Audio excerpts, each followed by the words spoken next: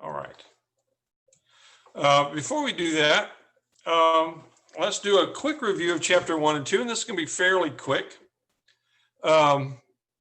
In chapter one, we presented Jesus, or it presents Jesus as the supreme being of all creation. Jesus is the ruler of all things in every way and throughout all time. Jesus is it. Jesus is everything. Jesus is awesome beyond awesome. And also in chapter 1, it reveals the mystery that had been hidden throughout the ages. And this mystery is pretty amazing, that Jesus chooses to live in us. Okay. And so that is a very quick summary, but that kind of sums up chapter 1. All right. Chapter 2 tells us how to walk with Jesus. And if you remember, I'm not going to explain passive and active for a third time. But remember that the first three verbs were passive, okay, that we're being firmly rooted, that we're being built upon, and that we're being strengthened by Jesus. And the one thing that we can do actively is abound in thanksgiving, okay? And that's how we walk with Jesus.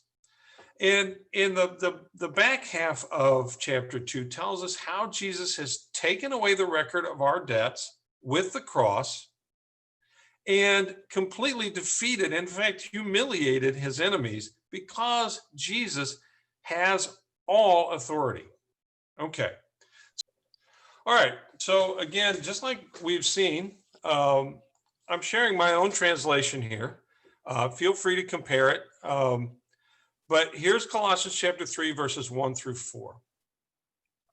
Therefore, if you are raised together with Christ, then seek what is above, where Christ is seated at the right hand of God.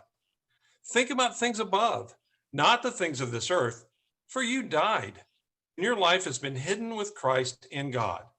Whenever Christ, your life, is revealed, then you too will be revealed with him in glory. There's a lot here for us to talk about, okay? In verse 1, it uses the word sunergethete. Okay, as you can see, I transliterated it for you. I do that with some of the words here in tonight's lesson, but not all of them. This is a second person plural passive of the verb sunegero. Okay, now to understand that, the word, okay, somebody needs to mute, if you could, that would be helpful. Gyro means raise, or I raise, and the prefix soon means with. And so if you put those together and make it passive, it means you were raised with. Okay, and so we were raised together, but it wasn't us that did the raising, it was God. We were raised with Christ. Okay, and then it goes on to say zeteite, which is again an active. This is active, whereas the other one was passive. Imperative, we remember what the word imperative means. It means command, to seek. So what this is a conditional statement. It's an if-then statement, if you will. If you were raised with Christ, and it assumes this to be true. So if you were raised with Christ, and I'm assuming it's true, then seek what's above, okay? Where Jesus has been raised and is sitting at the right hand of God. And then he goes on in verse 2 to continue to stress that point, okay? He uses the word phroneate, which is another imperative, which means to think about or to set your mind to.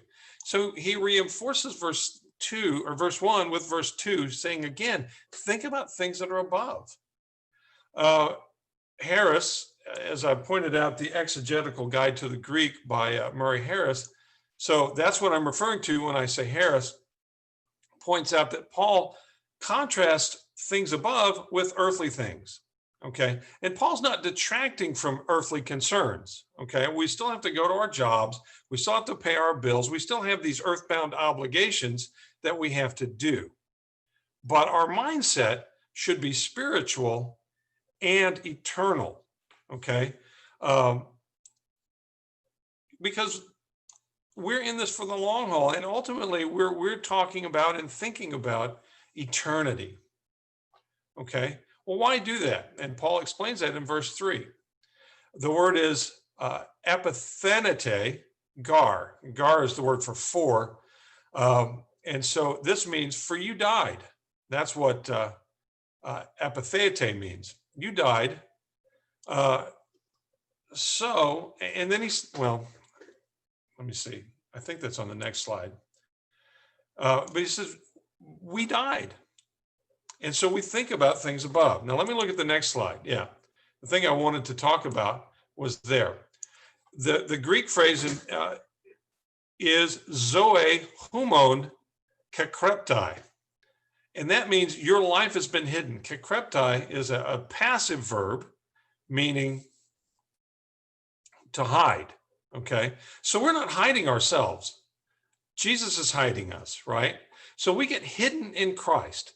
And so whenever people see us, what do they see? They see Jesus. It reminds me of Galatians 2, chapter 20. I no longer live, but Christ lives in me. And this is what comes out of, setting our mind on things above.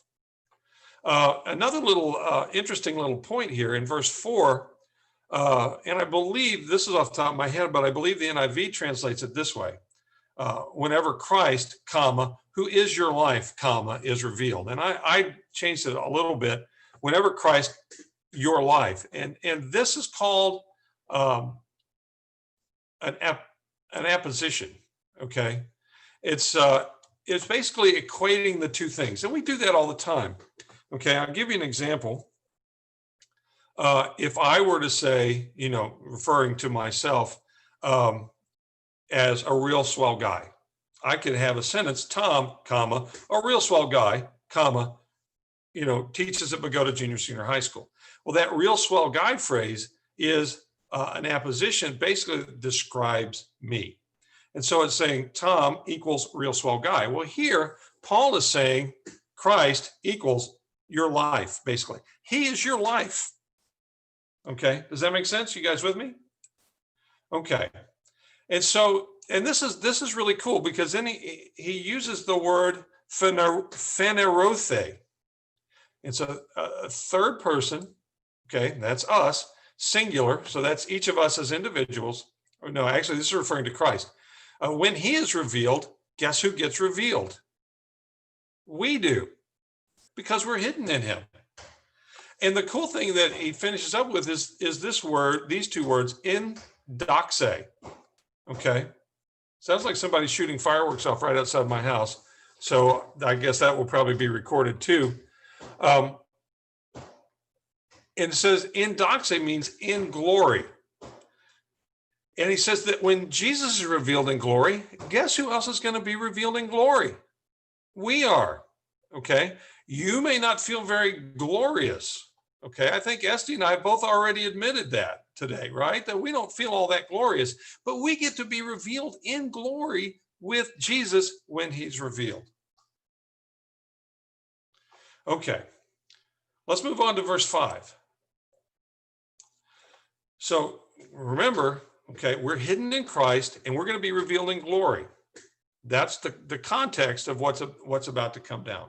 Verse 5, therefore, you are to put to death the things of the world, sexual immorality, impurity, sexual passions, evil desires, and greed, which is idolatry. Because of these things, the anger of God is coming upon the sons of disobedience. In the way you used to walk, you lived like this. But now you are done with all of these things, anger, rage, malice, blasphemy, and obscene language from your mouth. Don't lie to one another.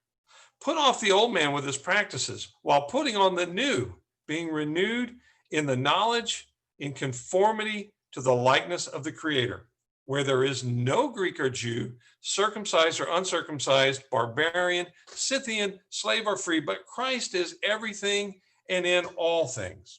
Okay. So first, verse 5, the word put to death comes from the Greek word necrosate. Okay. It's a second word, a second person plural. Okay. So it's a, imperative. So it's a command to us of the word nekrao. Okay. Uh, Necros is, as an adjective, means dead. Okay. So nekrao, the verb is, put to death. So all of us who've died with Christ and then risen with him and are now hidden with him, there's some things that we need to put to death. Okay. And so here's the things that he says put to death. Okay. And I give them to you in the Greek and their translation. Porneon, which means sexual immorality. Just kind of interesting that the root word of sexual immorality is porn. Okay. Then the next word, akatharsion, which translates to impurity. Now, the word catharsion means to cleanse. And if you put that prefix a in front of it, it means not cleansed. Okay, that's impurity. Pathos, which I've translated here as sexual passion, and I have a note on that, which I'll get to in a minute. Epithumian kakain, epithumian means desire, and kakain means evil. And then at the end, pleonexion, which means greed. Now, here's a couple of notes. The word pathos generally simply translates as passion. Well, we all understand there's nothing wrong with having passion about something. And so I did some reading. I went to my giant lexicon, which I refer to as BDAG. And the notes in there said that within the context, it makes sense to assume that this passion is sexual in nature because, the things that preceded it and really evil desires could be sexual in nature, but not necessarily. And so it makes sense to say that it is sexual passion. Okay. The other note that I have is greed, and note that Paul equates greed with idolatry. Okay. Greed ultimately brings with it the worship of money and possessions. Okay. So these are things that he says we want to put to death. Now, let's go on. Verse 6. Now, because of that previous list, the wrath of God is coming. Okay. Now, and you notice there's a phrase in parentheses. It says, upon the sons of disobedience. Now, why, Tom, did you put that in parentheses? Because there are questions about whether that phrase really belongs there or not. Okay. There are some manuscripts that have it and others that don't. Okay. And so the question then becomes, is the wrath of God coming upon the sons of disobedience, or is the wrath of God just coming? Personally, I like it that it's coming upon the disobedient. Okay. And so I included it. Okay. But you could say that because of those behaviors, the wrath of God is just coming. Okay. Verse 7 and 8, there's this word again, peripatesete. Okay. Sometimes these pronunciations are challenging, but that's the word for walk. Okay. And we've talked about in chapter 1, Paul uses the word walk. In chapter 2, he uses the word walk in talking about our walk with Jesus. That walking with Jesus is not something we made up. Paul talks about it quite regularly here. Okay. But this time he's talking about how we walked before. He said that we had walked in these earthly ways, full of desire or full of evil desire. But now, verse 8, we walk differently. Okay. And we have, or they have, aposesthe. Yeah, I said that right. Aposesthe, put off all these evil things. And Paul gives us another list of things to put off. Okay. And again, I've given you the Greek word in their English translation. There's orgain, which means anger. Thumon, which means rage. Kakion, which means malice. Blasphemion. Guess what that means? You probably got it. Blasphemy. Askrologion. Askrologion. Obscene language.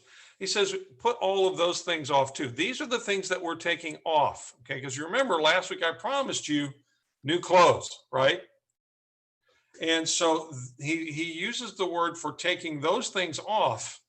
All right, let's move on to now verse 9. And then he uses this word, andusamanoi, which is the word meaning to dress. Okay. It's a word that means basically to put clothes on, right? To dress yourself. And it is a middle voice. Now, we've talked a lot about active and passive, but there's actually a third voice, and it's the middle voice. Okay. And the middle voice actually comes up a few times tonight. We understand, because I've told you this a few times already, that active means you're doing the action, and passive means that the action is being done to you. Middle is somewhere, well, in the middle. It means that you're doing this to yourself. Okay. You are the actor and the recipient of the action. You are doing this to yourself. And so here he says, endusamanoi, which means dress yourself. Okay. Now he tells us what we're going to put on actually on the next slide. Okay. But in doing that, when we dress ourselves, we are to be renewed in conformity to the likeness of Jesus. Okay. And so he follows that. He says, don't lie to one another. And then, oh yeah, I'm actually ahead of that. But he talks about a place where there is no Greek or Jew, there's no circumcised or uncircumcised, barbarian, Scythian, slave or free. But Christ is everything and in all things. Okay. And just a quick note, because I found this, I don't know, a little amusing actually, because it looks like they have matched pairs here, right? Greek and Jew, circumcised and uncircumcised, slave and free. So I thought a Scythian was somebody who was very cultured and refined, because it would play opposite to barbarian. But what I found out was that Scythians were actually not that at all. They were not refined at all. In fact, they were considered like the most barbarian. They were like the barbarian's barbarian. In fact, they were so barbarian, and I don't remember where I read this. I apologize. They were so barbarian that they didn't even speak Greek. That's how barbarian that they were. Okay. And so I thought that was kind of interesting. Okay. But we need to talk about this passage just for a moment. Okay. I'm going to kind of take a time out and share some of my own thoughts with you about this passage. And the reason I feel like I need to talk about it for a moment is that over the last few months, oh, and by the way, you may not agree with what I'm about to say, and that's okay. We're a family here, and if you disagree with me, we can talk about it, and that's okay. But over the last few months, we've had a lot of talk about social justice, right? And there have been people who've really wanted to talk about it and needed to talk about it. And there are others who've kind of heard murmurings of people saying, how long are we going to talk about this? Okay, when are we going to get back to talking about Jesus? Now, here's what I want to throw out there. Okay, it's just kind of my thoughts. The conversations that we've had about social justice, I believe, are important and necessary. Okay, but I can see where someone who's kind of taken the other view could take this scripture and say, see, we should just be talking about Jesus because he's everything. Well, I want you to think about it like this. And again, you may not agree with me. These discussions about social justice are not about race. They're about justice. Okay. And if you tuned into Robert Carrillo's message on Sunday, Robert did a great job, and he threw a lot of scriptures at us, pointing out the fact that God and Jesus are all about justice. And so in reality, having a conversation about Jesus and having a conversation about justice, it really is two parts of the same conversation. Okay. And so we may think, yeah, we have talked about it a lot because we've needed to talk about it a lot. Okay. And so that's my feeling. But and I think I'll finish with this. Okay. Well, maybe I won't finish with this, because we can talk about, it's not like we have to talk about justice and then talk about Jesus. We can talk about justice and Jesus, right? Because we're going to need to talk about justice for a while, because there are people who need it. Okay. But we're always going to talk about Jesus. Okay. And here's the thing. How does Paul finish this up? Christ is everything and in all things. And so this conversation that we've been having about social justice, if Christ is in all things, he's in that conversation as well. Okay, so I called a little time out to express some of my own feelings. I'm going to call time in again, and we're going to jump back into Colossians. But again, if you feel differently from me, that's okay. We're a family. You can talk to me. You can reach out to me, and we can have a discussion about that if you need to. Okay? All right. You guys still with me? Mm-hmm. All right, good. All right, well, let's move on and talk about new clothes. Okay. You can see last week I put a men's suit up there, a men's pinstripe suit. Now I've got the dress, if you remember. That's the dress that nearly broke the internet a few years ago. I look at that and I still see, even though I know it's black and blue, I still see white and gold. So I don't know. I guess there must be something wrong with my eyes. Anyway, so here we go. Colossians 3:12 through 17.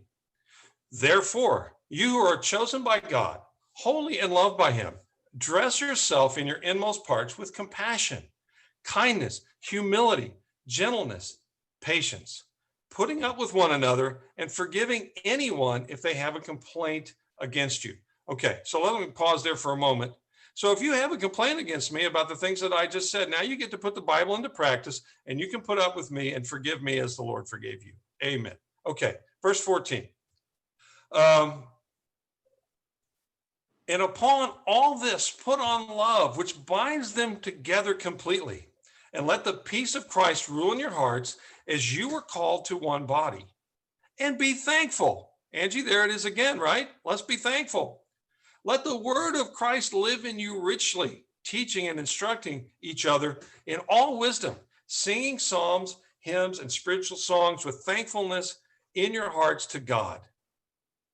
Now, to be honest, my good friend Ross probably wouldn't like it that I actually not going to talk about all this singing and worshiping stuff at all, because I just don't have time to take that part apart with all the other stuff that I want to talk about. Anyway, verse 17. In all that you do it in the name of the Lord Jesus, giving thanks, there it is again, giving thanks to God the Father through him. Okay. So verses 5 through 11 had gone through a number of vices that are to be put off. So we take those off, and this one tells us what we're going to put on. Okay. And here it is again, endusaste. He uses the word again, endusaste, a middle imperative for dressing yourself or clothing yourself. And so we're going to put on all these virtues. Now, here's something interesting. Where are we going to put them? Okay. He uses the word splankna. It's an interesting word choice here, splankna. And this is the location where we're going to dress ourselves with all these virtues. Now, BDAC, my go-to lexicon over here, offers this definition of that word: the inward parts of the body, especially the viscera and the entrails, okay, our guts, basically. I have another lexicon, Thayer's lexicon, that gives the definition of the word as our bowels, okay?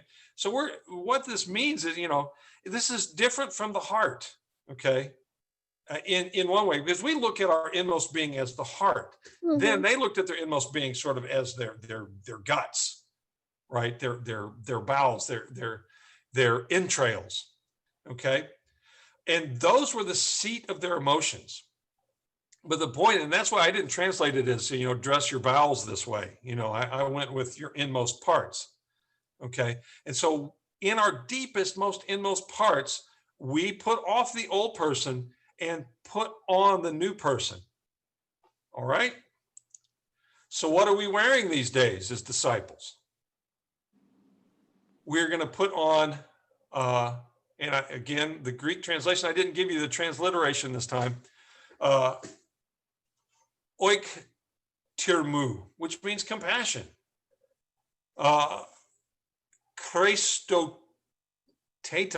which means kindness. Tepenophrossunein, which means humility. I really should have put the English transliteration because they're easier to read. Proteta, which means gentleness, and macrothumion, which means patience. Okay. And then the last one we all know, agapein, which is a form of agape, which means love. Okay. And he uses these words when he talks about love. Okay. Sundesmos, which means binds, and teleotetos, which means completes. Okay. And so I translated it this way, so we have all of these: compassion, kindness, humility, gentleness, patience, putting up with one another. Okay. If you need to define patience a little better, and forgiving one another if they have a complaint, just as the Lord forgave you. And upon all this, put on love. And what does love do? It binds it all together completely. Okay. We are completed. Our ensemble is completed with love. And Harris says this.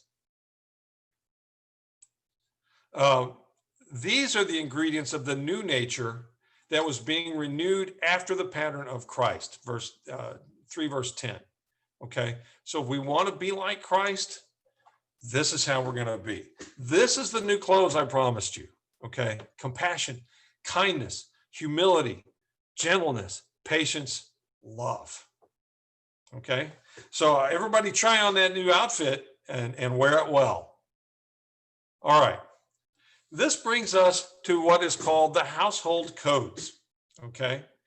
And I didn't cover all of them today. I'm going to save the stuff about slaves and masters for next time because I was afraid that it would get too long.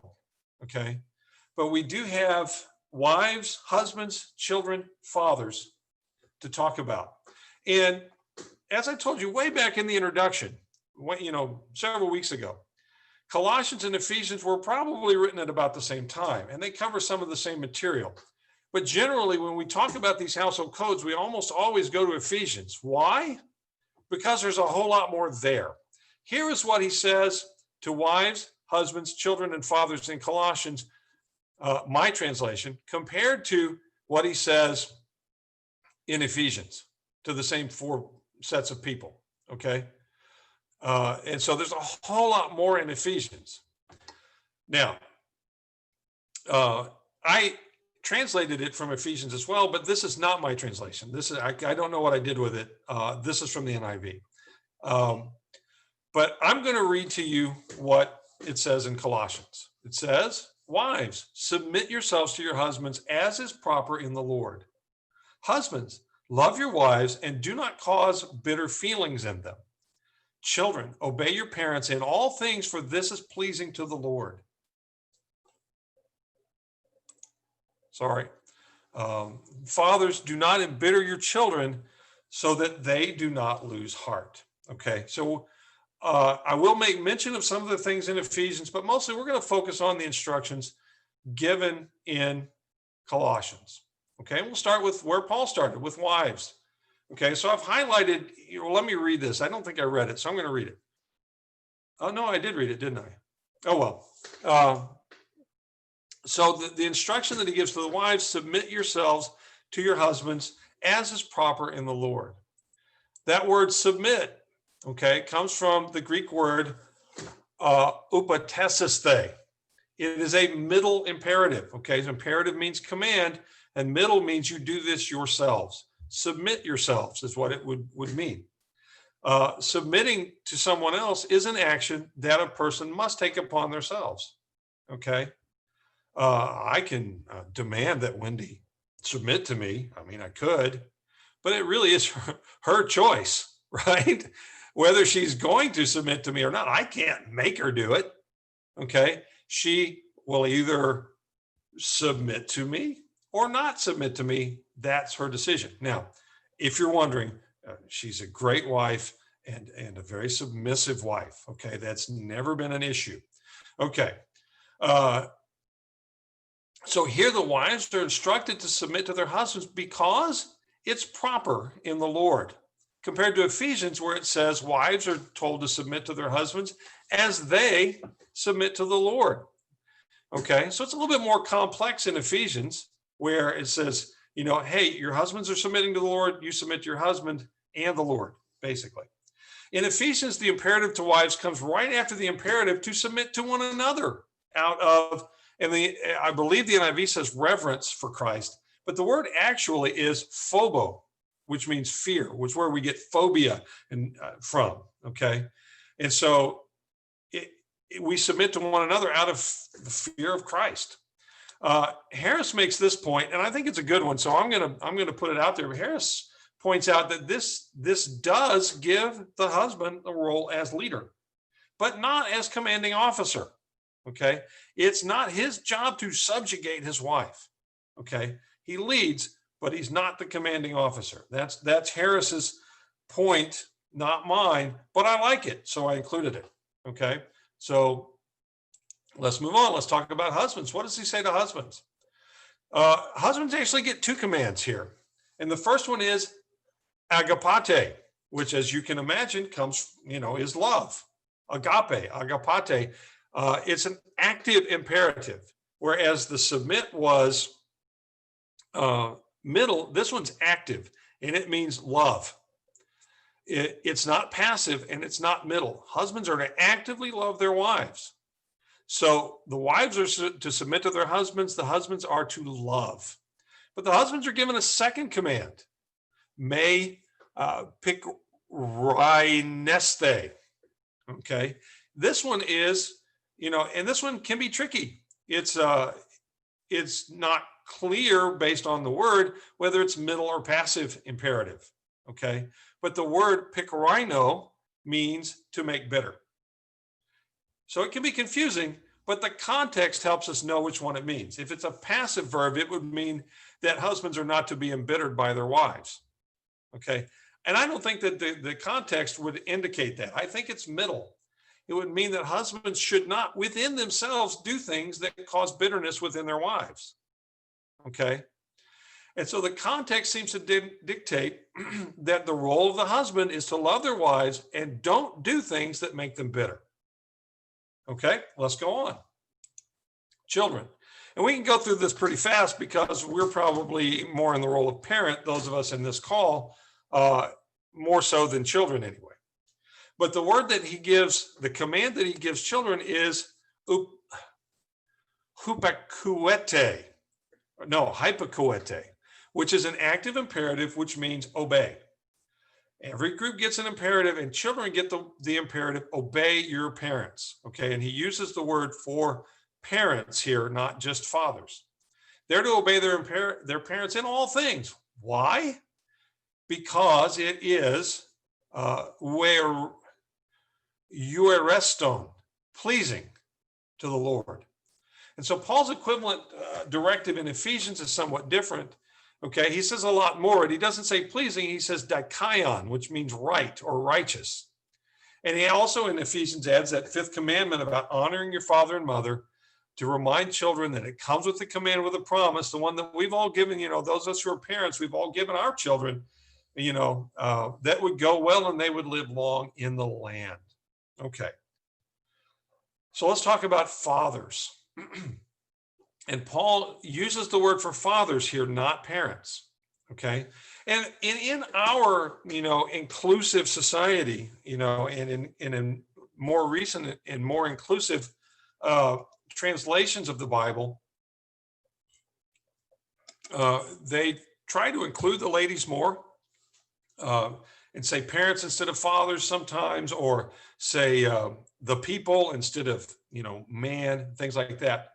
But this is just my opinion. This could be translated as parents, but I don't think it should be. I believe that Paul said this specifically to the dads. Do not embitter your children so that they will not lose heart. Now, I don't want to let the moms completely off the hook. Okay. I'm not giving mothers permission to embitter their children. Okay. You shouldn't do that. Okay. Um, but I believe that this was aimed at the fathers because they're the ones that are more likely to embitter their children. And notice what he says embittering them does. It leads them to be discouraged. Now, I use the term lose heart, but it could very easily be translated discouraged. It comes from the word thumosin, okay, which means to lose heart or to be discouraged. And so dads, moms too, but dads, if we embitter or provoke our children, they're going to get discouraged. Okay. Now, I'm going to wrap it up with this. I want you to notice that the head of the household, the husband / father figure, gets 3 commands, right? People like me, we got 3 commands. One of them is love your wives, and the other 2 have to deal with not embittering the people in your household. Don't embitter your wives. Don't embitter your children. Okay. This was revolutionary. Okay. Paul writes these household codes for households that had never been written like this before. If you compare his writings to the household codes that everybody sort of seemed to live by, the household codes were written to the wives and the children and the mothers and the slaves. People in my position didn't have any commands coming their way, in the household codes of the world. Why? Because everything was done for our benefit. Okay. The husband father figure had all the rights and everyone was subservient to him. Paul expects more from the father / husband than anyone else. This was a revolution in the household. Okay. It changed things. And so Paul said to the guys, okay, love your wives and don't embitter the members of your family.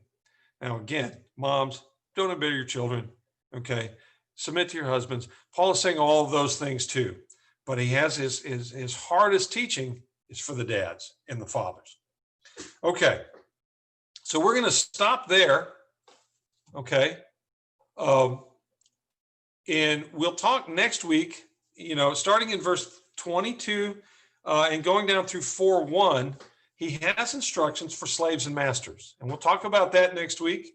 But he also gives some instructions on prayer.